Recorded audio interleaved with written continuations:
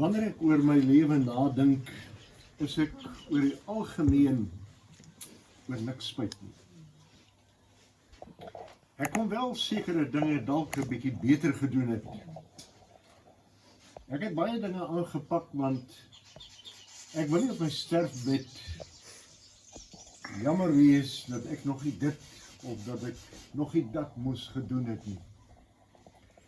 Ek kon in die buiteland toer, in Europa, in Amerika, in Israel, in wonderwerk. Ek het my tot verbede kon sing. Maar ek het daarom 'n paar radiostasies gehaal wat my musiek gespeel het, en Radio Kansel het my genooi om op te tree saam met hulle en hulle openlik saamtrek. Maar tog is daar een ding wat ek graag nog wou gedoen het. En dit is om die San Diego Camino staptog te gaan loop. Maar ek het die Camino te laat ontdek. Dis 'n staptog van oor die 800 kilometers, wat strek vanaf die suidelike grens van Frankryk en dan reg oor die gebied van Spanje, en jy stap omtrent so 35 dae. Die dorpies is ongeveer so 20 na 25 kilometers uit mekaar uit, waar jy kan oornag, en duisende pelgrims stap hierdie pelgrimstog dwars deur die jaar, wat eindig in die pragtige kathedraal van die San Diego de Compostela, waar die mis of die nagmaal bedien word deur die Katolieke. Nou, dis een ding wat ek nou graag sou wou gedoen het, om die Camino te gaan stap. Baie Katolieke kerkvaders en toegewyde lidmate het die pelgrimstogte afgelê. Martin Luther het ook in 1510 sy pelgrimstog gehad. Hy het 1368 kilometers gestap vanaf Wittenberg in Duitsland, en oor die gedurende die felle winter oor die Alpe en in Rome in Italië. Tydens die wrede vervolging van die Christene deur die pausdom het die pelgrims uit Holland op die Mayflower skip die Atlantiese Oseaan oorgesteek op soek na 'n nuwe vadersland, Amerika, waar hulle godsdienstvryheid kan geniet. Nou, pelgrimstogte is nie vreemd nie. Dis 'n eeuoue gebruik, en dit fascineer my. In John Bunyan se klassieke boek, The Pilgrim's Progress, skryf hy van die Christense pelgrimsreis deur hierdie wêreld op pad na die hemeltuiste. Die sentrale tema van hierdie boek is dat die lewe 'n reis is, 'n individuele reis deur hierdie lewe. Eintlik is ons almal pelgrims. Ons het nie hier op aarde burgerskap nie. Ons beweeg maar net deur. Paulus sê ons burgerskap is in die hemel, vanwaar ons ook die Verlosser verwag, die Here Jesus Christus. Nou, wat is die kenmerke van 'n pelgrim? Eerstens, 'n pelgrim stap met so min bagasie as moontlik. Dit is waar dat die pelgrimsreis veel eisend is, maar as jy net met die nodige bagasie stap, dan kan jy daarom die natuur en die dierlewe en die mense om jou wat saam met jou stap geniet. Maar met 'n swaar pak op jou skouers sal die aandag op die las wees wat jy dra, en jy sal alles wat pragtig is rondom jou misloop. As jy met 'n vol glas water stap, dan moet jy versigtig loop. Jy moet stadig stap. Jou jy moet konsentreer, jou oog moet op die glas wees, sonder om weg te kyk, sodat dit nie stort nie. Maar as jou glas halfvol is, of 3/4 vol is, dan kan jy vinniger stap. En jy hoef nie so te konsentreer op die glas nie. Met die eindgebeure en die wederkoms van Jesus wat nou op hande is dit raadsaam om af te skaal. Wanneer ons sterf, los ons in alle geval alles agter. Ek het al menige begrafnisse bygewoon en my 2 kollegas ook hier. En hulle sal met my saamstem dat ons het nog nooit 'n lijkswa gesien op pad na die begrafplaas met 'n trailerie. Die was nog nie in Noord-Kaap nie.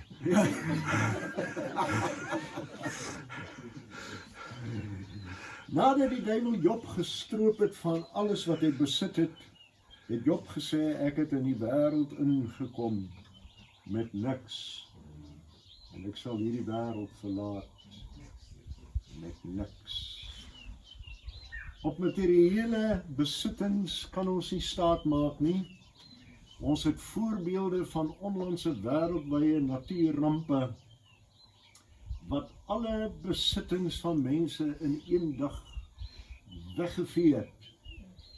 Die skrikwekkende orkaan Katrina was so verwoestend dat dit 125 biljoen dollar se skade aangerig het, waarna 1392 mense gesterf het. Eintlik is dit sinneloos om so goed bymekaar te maak in hierdie lewe en om op te gaan. Het julle opgelet hoeveel storage geboue daar in die laaste tyd opgeskiet van mense wat te veel bymekaar maak en dan met hulle stoor. Dus deesdae 'n winsgewende besigheid. Nou julle sal moet praat met Veronica. Sy het te veel klere. My klerekas is een daar in die garage. 'n vrou klop aan ons deur, sy sê, sy's van my ladies. Sy sê, my ladies het haar gestuur. Sy het 'n rok gesien wat sy graag wou koop, maar hulle het nie haar rokgrootte nie. Toe sê hulle vir haar, die enigste plek waar jy die regte size sal kry, is by Veronica. Want sy koop gewoonlik 2 ekstra rokke op die seil. Let wel, op die seil. Een vir dalk as hy gewig verloor, en nog een as hy gewig optel. Om goed gereeld weg te gee, is baie goed vir die pelgrim se geestelike gesondheid. En is nie maklik om weg te gee nie.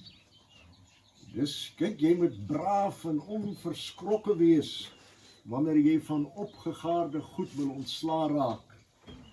En dan moet jy nie verkoop nie, dan moet jy weggee. Iemand het gesê, as jou hand toe is, kan die Here nie iets daarin sit nie. Maar as die hand oop is, dan kan die Here oorgenoeg in jou hand sit. Jy kry terug wat jy gee. As jy seën, word jy geseën. Ek het opgelet, dat as jy vir 'n karwag 'n klein voetjie gee, dan sê hulle, thank you. Maar as jy ruim gee, dan sê hulle in gebroke Engels, God bless you. Ek het nie altyd kontant geld nie. Dan is ek verlig as ek hulle nie sien wanneer ek uit die winkel uitkom nie. Maar as ek in my triespieeltjie kyk, dan staan hy agter my met 'n groot smile met spierwit tande. As my gemoed die dag laag is, dan besoek ek die karwag met 'n ruim voetjie vir my blessing vir die dag, God bless you. Nou tweedens, 'n pelgrim is tevrede en hy is dankbaar met wat hy het. Mense wat tevrede is en wat dankbaar is, skyn die gelukkigste mense te wees. Oor die jare heen het ek dikwels, ek het swart gemeentes gehad, kleringgemeentes, wit gemeentes, en oor die jare heen het ek natuurlik nou dikwels in die kleringgemeenskap huisbesoek gedoen. In die Breinbeerd is die strate bedrywig, en die bure gesels oor en weer oor die heining. Daar is nie baie bekreet soos tussen die wit mense nie. Hulle gesels oor en weer, en die straat is besig. Dit praat sommer oor en weer oor die straat ook, en het skaterlag. By hulle hoef ek nie afsprake te maak nie. Ek daag net op. In Saldanha het ek gereeld in nederige vissershuisies lekker gebakte vis en tuisgebakte brood geëet. Het was so lekker dat ek meer daar besoek het. Hulle laat my net weet, pastor, die brood en vis is op die tafel. Dan los ek die sieke net so sonder om te bid. Nee, dat is so erg nie.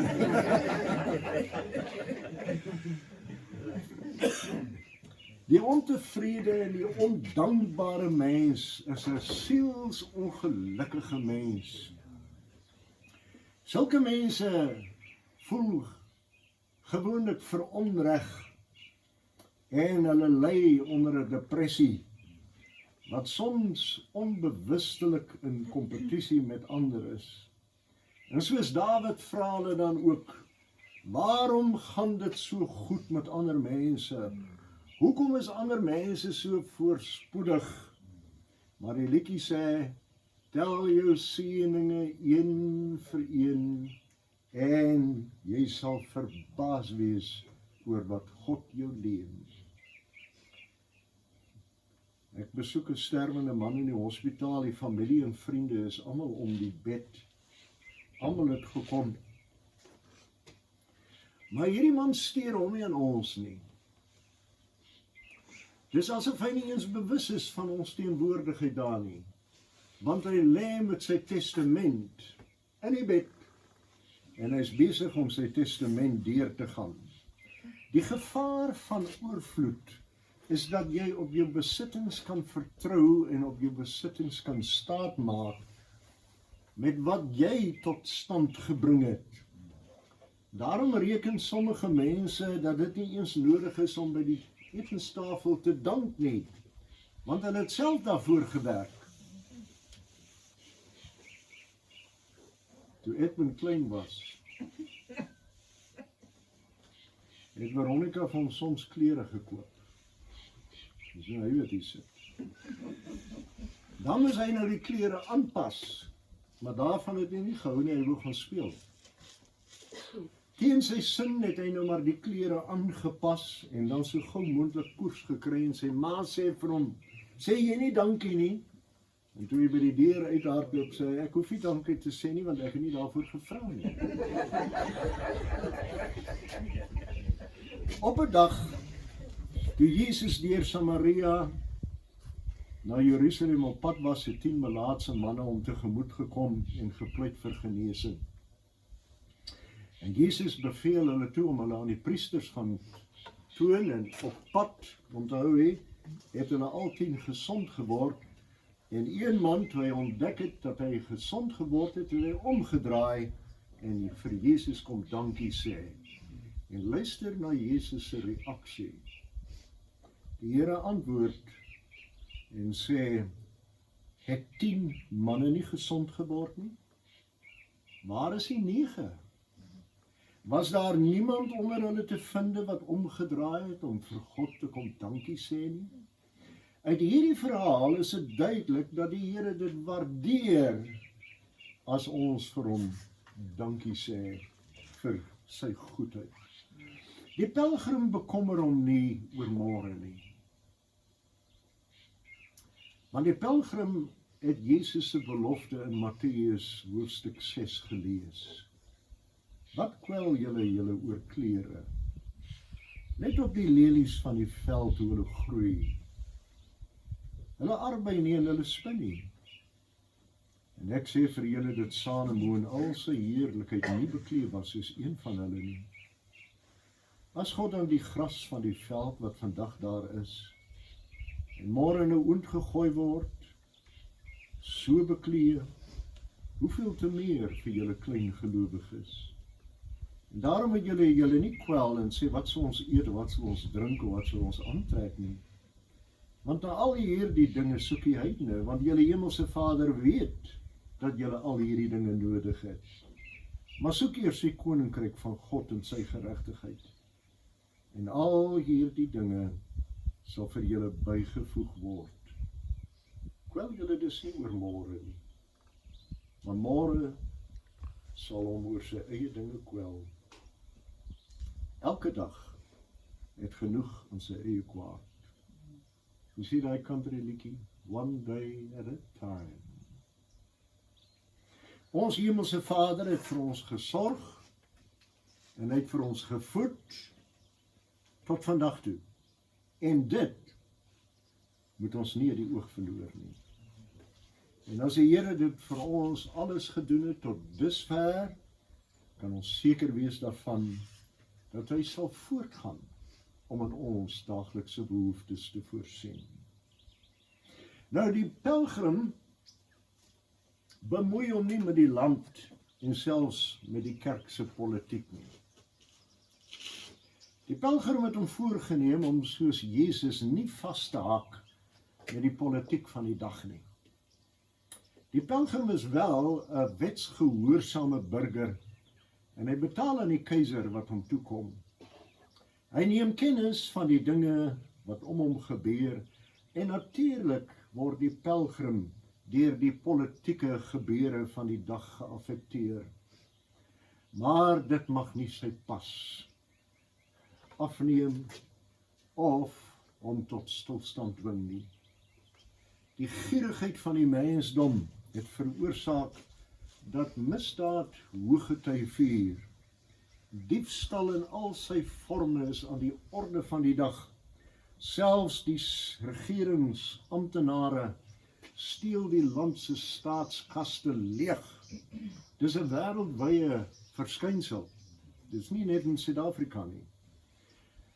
Nou wonder ek of ek vir julle hierdie staaltjie moet vertel. Sal ek dit doen? Dis 'n humoristiese. Die pelgrim hoor soms van humoristiese stories van hoe misdaad suksesvol teengewerk word. 'n Klomp plakkers het op 'n boer se plaas ingetrek. Hy was raad op want hulle besteel hom en hulle slag sy skape. Hy was verplig later om die plaas te verkoop, maar niemand het belang gestel nie en tog het daar 'n koper op 'n dag opgedaag en die plaas by hom gekoop. 6 maande daarna loop hy die vorige eienaar, een van die plakkers, raak in die dorp, en hy vra hom uit oor die omstandighede. Sê, hoe gaan dit nou daar op die plaas? En daar nog plakkers ingetrek. Die man antwoord sê, nee, daar's geen plakkers op die plaas meer nie. Almal het pad gegee. Dis nou hoe dit dan gebeur. Die man antwoord, daai oubas, wat nou die plaas gekoop het, daai oubas kan steel.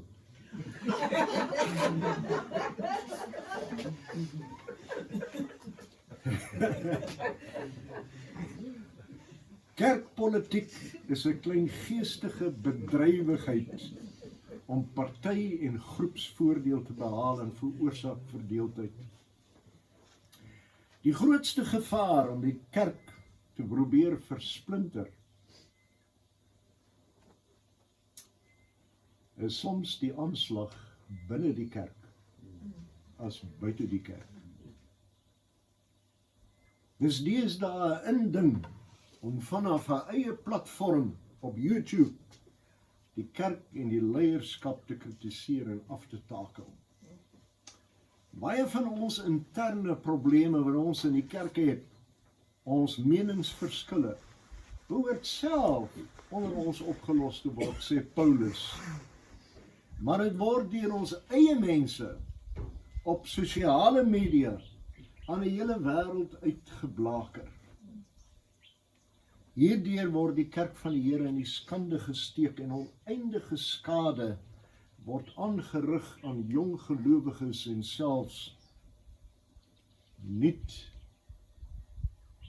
gevonde in hulle niet gevonde geloof. Die Here noem sy kerk sy bruid. Hy sê, sy kerk is sy vrou. Watter man sal nie aanstoot neem as daar van sy vrou sleg gepraat word nie. En dit nogal deur die eie kerkfamilie. Eintlik wat hierdie prediker sê is, dat as hulle in leierskap was, sou die kerk baie beter gefunksioneer het. Hulle slagspreuk kan ook wees soos Trump. Vote for me, and I will make the Seventh-day Adventist Church great again. Wat my verstand te bowe gaan, is dat hierdie seepkus predikers op YouTube altyd te gehoor het en selfs bewonder word. Maar die pelgrim is versigtig na wie hy luister op sosiale media, want niks moet hom ontspoor nie. Die pelgrimstog is soms 'n eensame pad alleen met God. Die pelgrim kom soms kwaadwillige mense teë en gevaarlike versperrings op sy lewensweg wat hom wil ontspoor. Mense stel jou soms teleur en hulle laat jou in die steek wanneer jy hulle die nodigste het. En soms word jou opregte bedoelings gekritiseer. 'n Pa en 'n seun besoek 'n fandisie en hulle koop 'n perd om op die plaas te gebruik. Nou op pad huis toe sê die pa, waarom sal ons nou al twee met die perd loop? Klim jy op die perd, nou my ek die perd. En toe mense verbykom, toe hoor hulle die mense sê, kyk daai ou lummel van 'n seun. Hy sit nou hier op die perd en sy arme pa moet nou die perd lei. Toe hulle verby is, toe sê die pa, ons ren nou maar om. Toe sit die pa op die perd en die seun lei die perd. Toe mense verbykom, toe sê hulle, wat 'n vernedering vir die seun. Hier sit die pa op die perd en die arme kind moet nou die perd lei. Toe hulle verby is, toe besluit die pa en die seun, ons klim al twee op die perd. Toe mense verbykom, toe hoor hulle sê, arme perd. Hier sit hierdie twee op die perd en kyk hoe sukkel die perd. Toe hulle daar by die plaas deur die hek kom, staan die vrou op die stoep en is sy verbaas dat die pa en die seun dra die perd.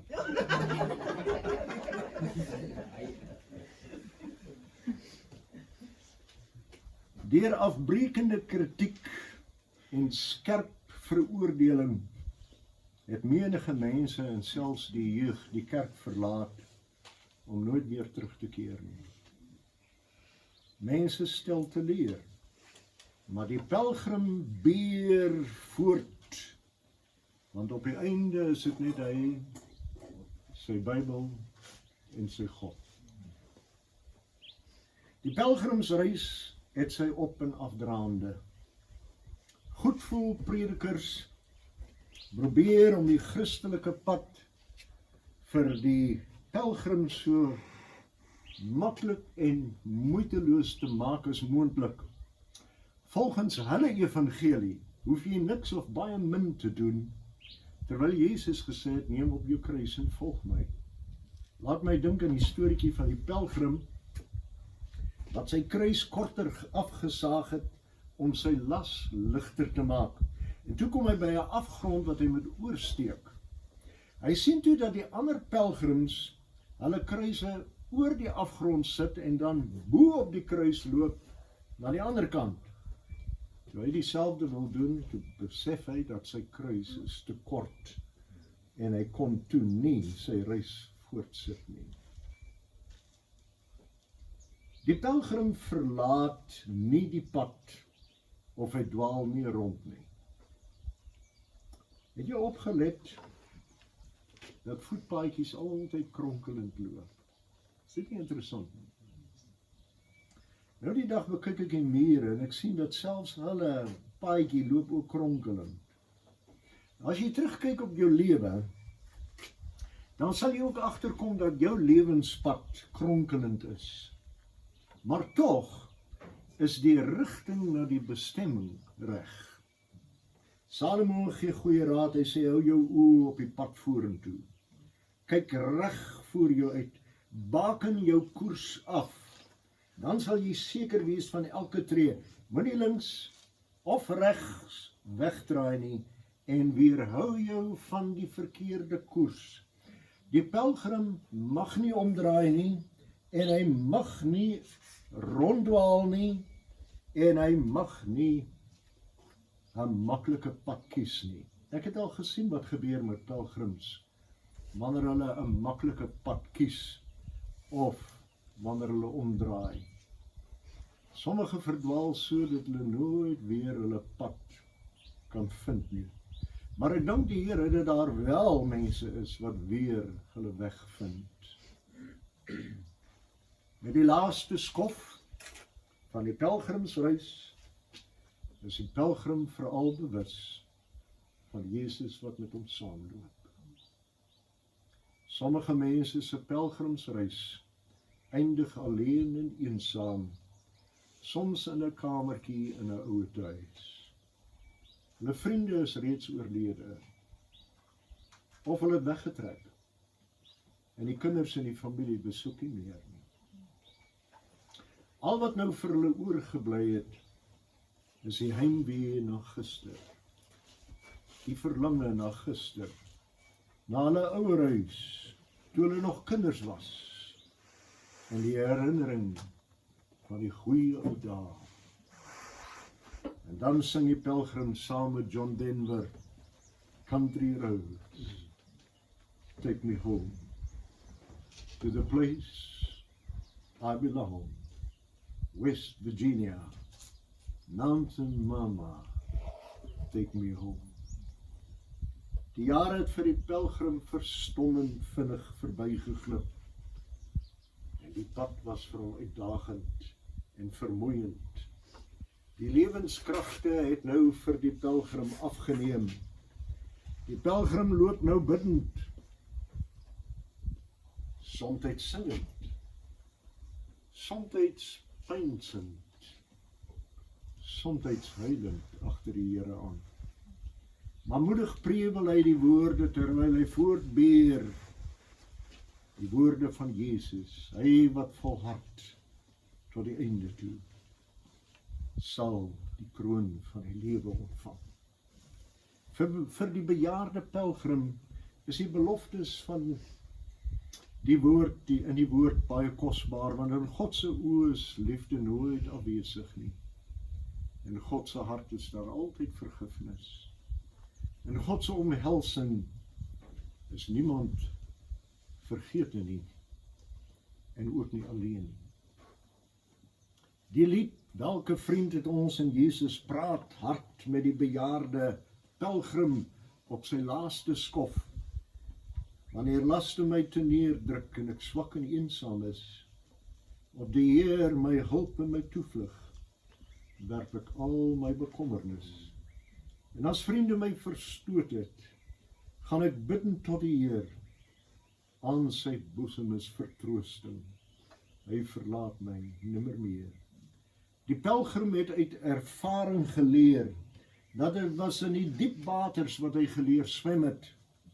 Dit was met die opdraandes dat hy fiks geword het. Dit was deur vaste klou dat hy sterk geword het. Dit was deur uit te hou en vol te hou, wat van hom 'n wenner gemaak het. Deur sy geloof in die almagtige God, het die pelgrims gevind, dat alles was die moeite werd gewees. Die pelgrim beleef ontberinge, trane en gevare op sy lewenspad.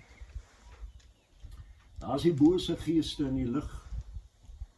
Daar is die bose mense op aarde, met wie die pelgrim moet rekening hou. Daar is gevare en uitdagings om elke hoek en draai, en Paulus waarsku weet dit dat in die laaste dae swaar tye sal kom. Maar al gaan die pelgrim deur 'n dal van doodskaduwee, hy sal nie vrees nie, want die Here is met hom. Maar die hartseerste is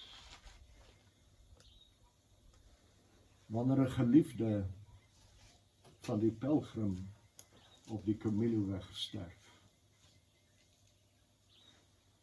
Dan is dit nie maklik nie. Dan stap die pelgrim huilend en bidend en hy strompel aan op hierdie pelgrimsweg. Hy vra nie waarom nie, want twee dinge is by hom seker. Dat die loon van die sonde is die dood, maar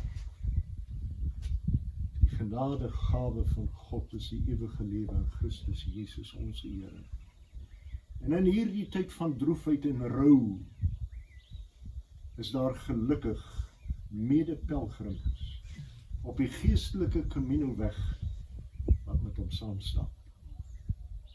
Dus in hierdie tyd van rouproses, dat die pelgrim dankbaar is vir die bemoediging en die ondersteuning van familie, van vriende, van die lieflike Heilige Gees wat vertroosting bring. Daarom kan die pelgrim Paulus se woorde positief stel. Ek sal die goeie stryd stry. Ek sal die wedloop volëindig. Ek sal die geloof behou, want ek is tot alles in staat deur Christus wat my daartoe bemagtig. Soos Israel trek die hedendaagse pelgrim nou deur die woestynland van hierdie wêreld op pad na die land Kanaan. Dis 'n uitmergelende reis. Dit het baie ontberings. Dit het baie gevare. Maar ons is nou op die grense van ons eindbestemming. Ons kan die nuwe Jerusalem in ons geestesoog sien, maar terugdraai na die woestyn, soos Israel gedoen het, hy kom nou. Dis voorwaarts. Ek was destyds hier in Pietermaritzburg, waar ek in die konferensiekantore, in die kerkkantore gewerk het. Nou vra ek jou,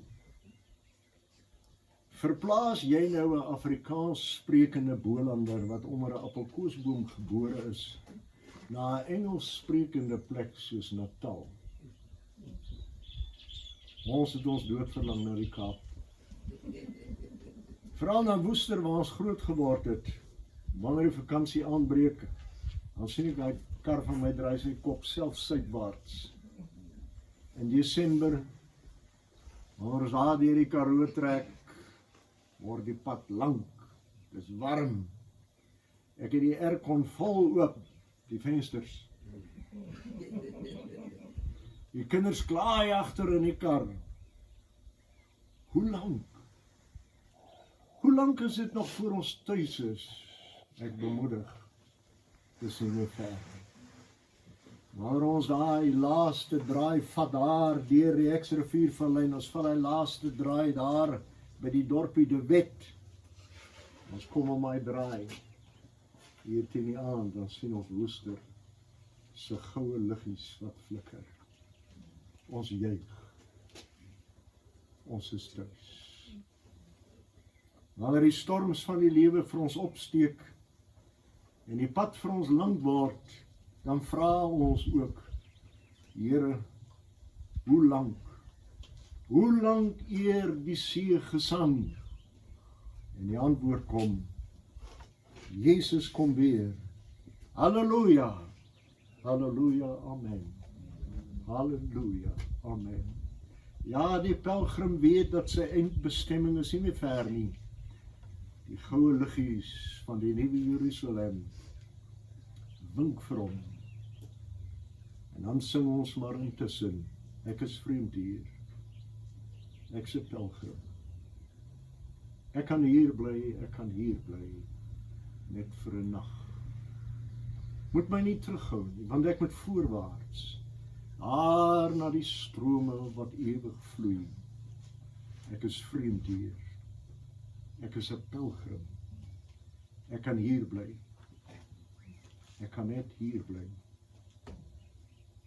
Vir die nag van sonde. Waar eindig die pelgrimstog uiteindelik? Dit eindig in die nuwe Jerusalem. Die kans dat ons mekaar weer sal sien is baie skraal. Daarom wil ek weer eens met julle 'n afspraak maak.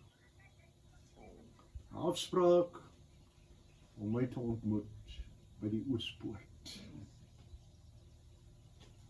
By die nuwe Jerusalem. Maar daar is die middelste poort met julle, die Benjaminpoort.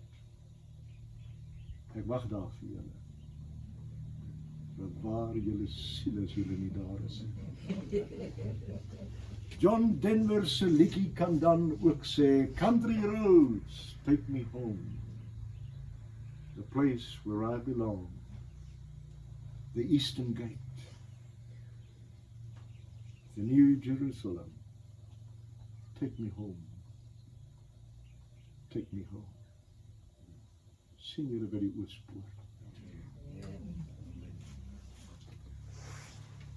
Die Here is so lief vir my.